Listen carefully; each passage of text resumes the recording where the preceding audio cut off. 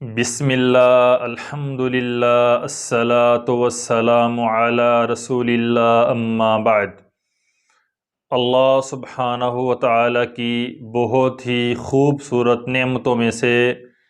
ایک بہت ہی خوبصورت نعمت موسم کی تبدیلی ہے، جو اس بات کی واضح دلیل ہے کہ اللہ سبحانہ و تعالیٰ اکیلا ہی ہواؤں اور فضاؤں پر کنٹرول رکھنے والا ہے، جو کبھی ان کو سرد بنا دیتا ہے تو کبھی ان کو گرم بنا دیتا ہے۔ سردی کے اس موسم میں اچھی طرح وضو کرنے کی بہت زیادہ فضیلت اور اہمیت ہے۔ صحیح مسلم کی حدیث نمبر 587 میں ہے،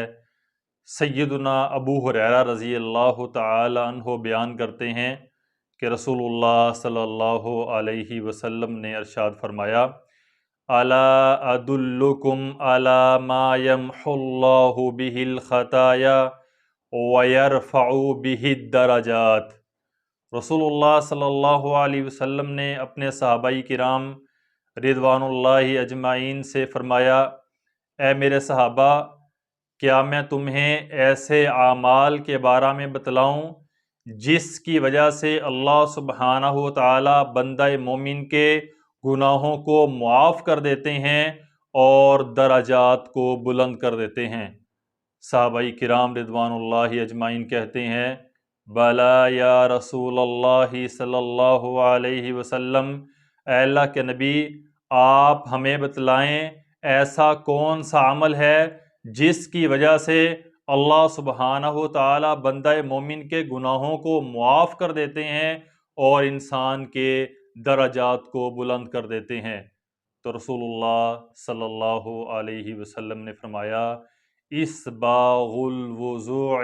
علی المکاری، ناپسندیدگی کے باوجود اچھی طرح وضو کرنا مشکل ہے، پریشانی ہے، سردی ہے، ٹھنڈا پانی ہے، اس کے باوجود انسان اچھی طرح وضو کرتا ہے۔ اس کا یہ وضو کرنا اس کے درجات کی بلندی ہے اور اس کے گناہوں کو معاف کرنے کا سبب ہے۔ یعنی جو آدمی سردی کے اس موسم میں اچھی طرح وضو کرتا ہے، اللہ کی رضا کے لیے اور نماز کی ادائیگی کرتا ہے، اللہ سبحانہ و تعالی اس آدمی کے گناہوں کو معاف بھی کر دیتے ہیں اور اس کے درجات کو بلند بھی کر دیتے ہیں۔ انسان اس دنیا میں زندگی بسر کرتا ہے، انسان پر مصیبت بھی آتی ہے، پریشانی بھی آتی ہے، تکلیف بھی آتی ہے، اور بعض دفعہ اس کا جسم ناپسندیدہ چیزوں کو محسوس کرتا ہے، یعنی وہ ایسے کام نہیں کرنا چاہتا، لیکن اللہ سبحانہ و تعالیٰ کی رضا کے لیے، اس کو راضی کرنے کے لیے وہ سردی کے اس موسم میں ٹھنڈے پانی کے ساتھ وضو کرتا ہے۔ اس کا یہ وضو کرنا اس کے درجات کی بلندی اور گناہوں کو مٹانے کا ذریعہ ہے۔ اس لیے رسول اللہ صلی اللہ علیہ وسلم نے ارشاد فرمایا، صحیح مسلم کی حدیث نمبر 2822 ہے، سیدنا انس بن مالک رضی اللہ تعالیٰ عنہ حدیث کے راوی ہیں، بیان کرتے ہیں کہ رسول اللہ صلی اللہ علیہ وسلم نے ارشاد فرمایا، حفت الجنت بالمکاری،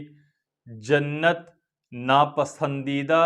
اور تکلیف دہ چیزوں سے گھری ہوئی ہے۔ یعنی انسان اس دنیا میں ناپسندیدہ چیزوں کو برداشت کر لے اور اللہ سبحانہ و تعالیٰ کے فرامین پر عمل کر لے تو انشاءاللہ وہ آدمی جنت میں داخل ہو جائے گا۔ اللہ تعالیٰ سے دعا ہے اللہ تعالیٰ ہمیں عمل کرنے کی توفیق عطا فرمائے۔ والسلام علیکم ورحمۃ اللہ وبرکاتہ۔